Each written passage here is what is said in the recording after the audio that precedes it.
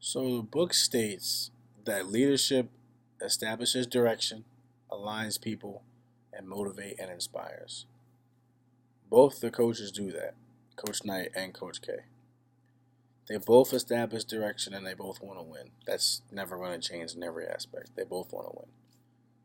They both align people because they both get the kids where they need to go to in order to win a national championship. They both have national championships. Coach K has more, but they both have national championships.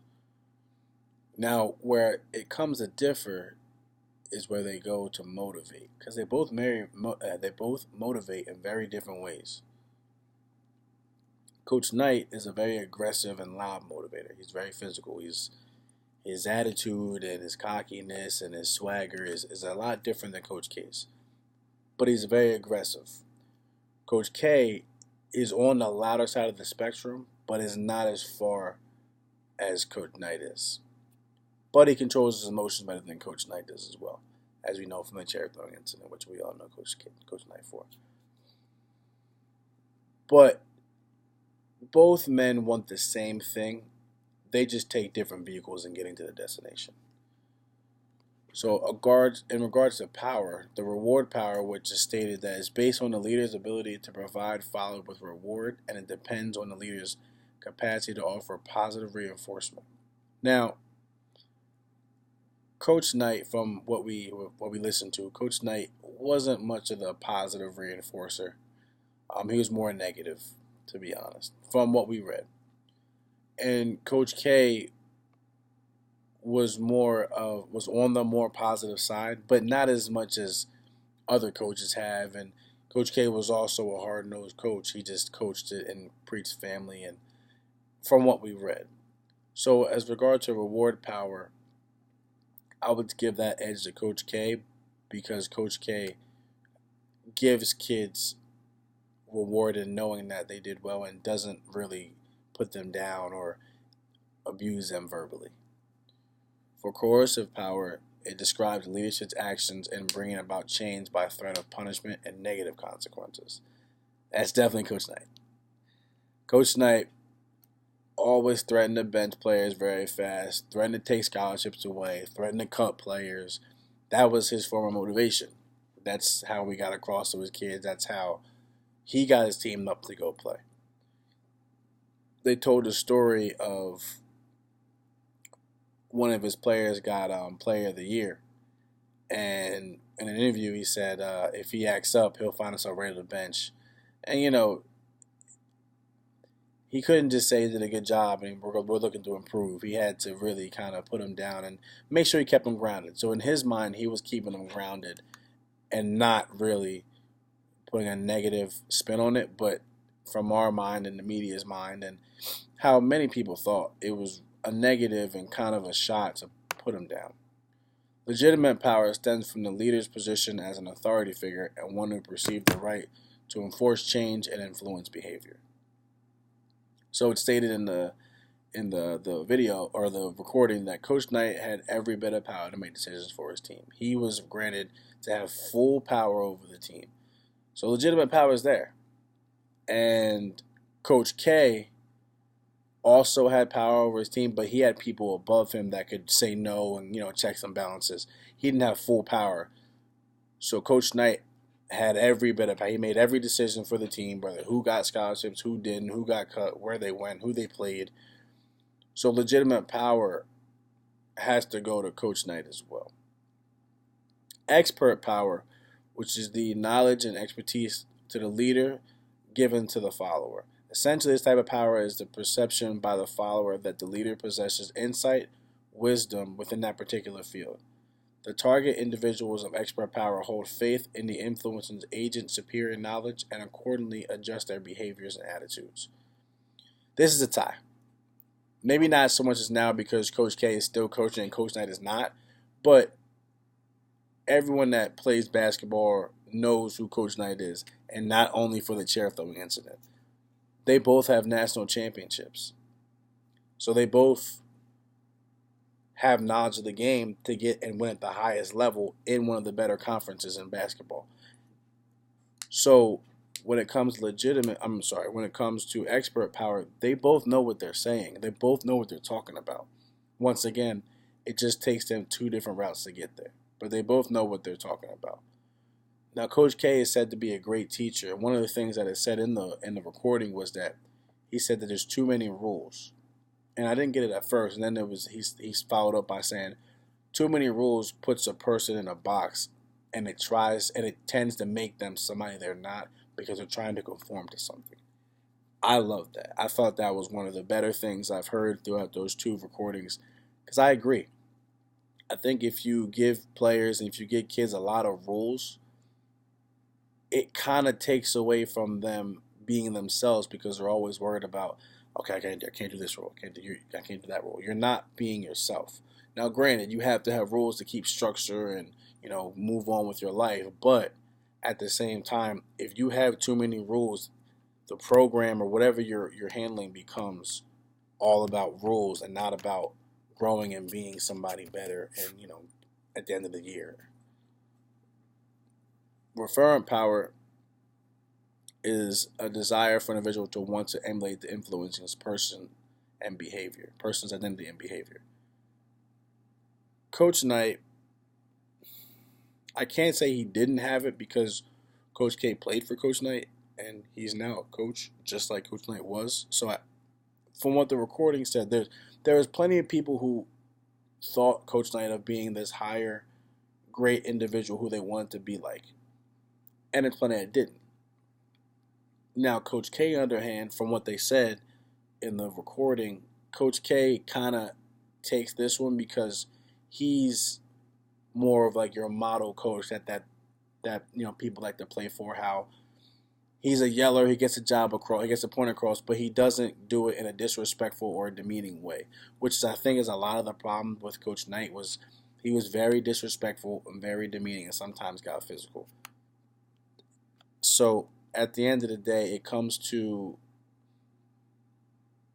they both have that and have that following, but Coach K's following is probably bigger just because you catch more bees with honey than you do with vinegar. So when you're being toxic and negative, people aren't really, not everybody, most people are not really drawn to that. And then the last one is informational power, where the leader clearly communicating to the follower how the task should be undertaken. Both do this as well, for example, because they both won national championships. I would say Coach K probably does it slightly better because of how many championships he has and how many successful athletes he's brought and the way people talk about him as opposed to Coach Knight. Granted, it probably still goes to the chair throwing thing and him being negative and people don't like him because he's negative. But since he has to get so angry and scream and yell all the time to get his point across, I would say probably if you looked in the mirror, you're not teaching it the correct way, or the kids just aren't getting the way you're teaching it. So I would have to probably give that to Coach K as well. Now, later on in the text, it had a statement about modern leadership in contemporary society, which states, when we turn on the television, the radio, or what appears to be constant is that things are changing. We live in a world which the speed of change is exponential.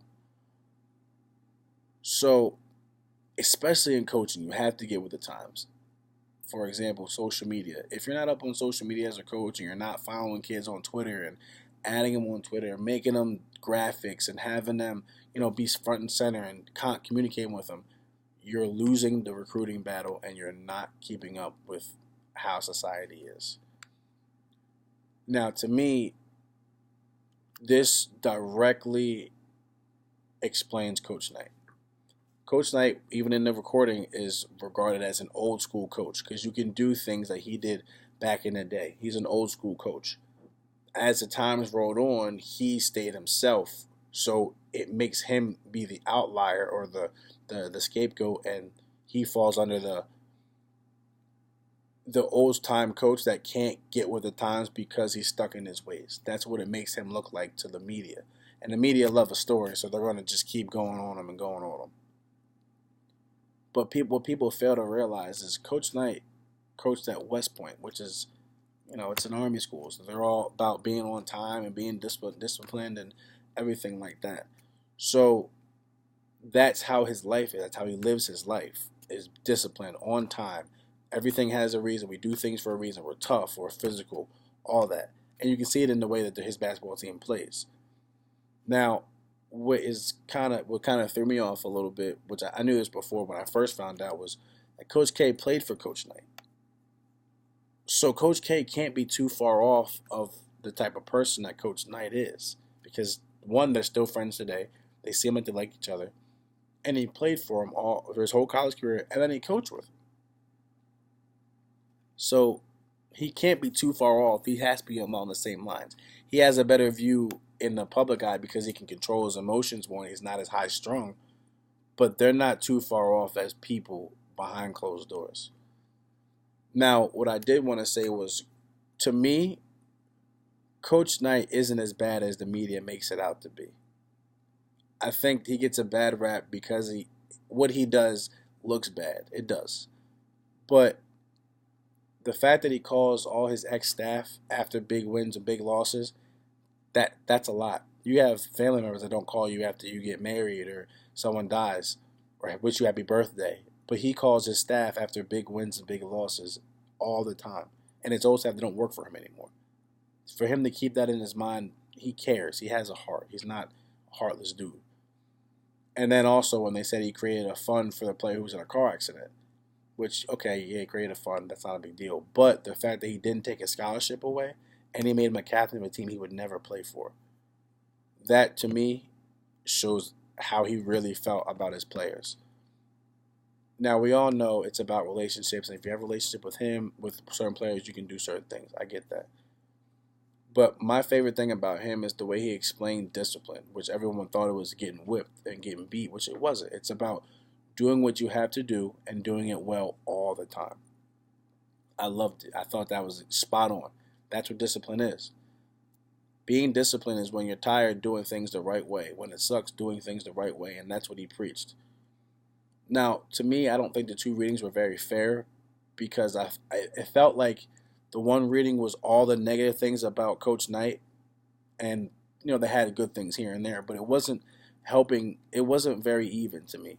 And the ones about Coach K was really just all the good things he did and how he's a family man and this, that, and the third. And I get it from what it looks, and it's true, from what it looks like, Coach K and Coach Knight are two complete different people from the media. But I don't agree with that. From one of my best friends is in the basketball coaching profession, and he says Coach May is one of the worst mouths out there, Coach K. So I just didn't like how they kind of made it out for him to be the bad guy and someone to be the good guy. So it was like a good cop, bad cop. But I get it because, he brings a lot of it on himself. So I can't really be angry at it, but I just didn't like that. And then based off McGregor's X and Y theory, Theory X states that people dislike work, avoid responsibility, need constant direction, have to be controlled, forced, or threatened to deliver work, need to be supervised, and have no incentive to work or ambition, therefore need to be enticed by rewards to achieve goals. That sounds like Coach Knight. From what we were told, what we know, what the story says. That sounds like Coach Knight to me. So he would be Theory X in my opinion. And then Coach K would be Theory Y that states happy to work on their own initiative, more involved in decision making, self-motivated to complete their task, enjoy taking ownership of their work, seek and accept responsibility and need little direction, view work as fulfilling and challenging, and solve problems creatively and imaginatively. To me, that would be Coach K. So for me, I would thrive in Theory Y because of the reason stated. Because for me, if I'm at the school playing football or basketball or whatever it is or wherever I'm at, I'm there because I want to be there. So I'm happy to be there. I like being involved in decision making. I like, having a part, having a say in things. I'm always self-motivated. I love taking ownership. The one thing that stood out to me was when they said that Coach K was, don't do anything detrimental to yourself because it'll hurt the team and the brand and the university. To me, that's you taking ownership of, I can't do this wrong because it's going to hurt my teammates and the brand and everything I've worked for and they've worked for. So I thought Theory Y was Coach K, and for me, I would thrive under the Theory Y because I like to be motivated and I like to be my own motivator and have my own things I can make my decisions on.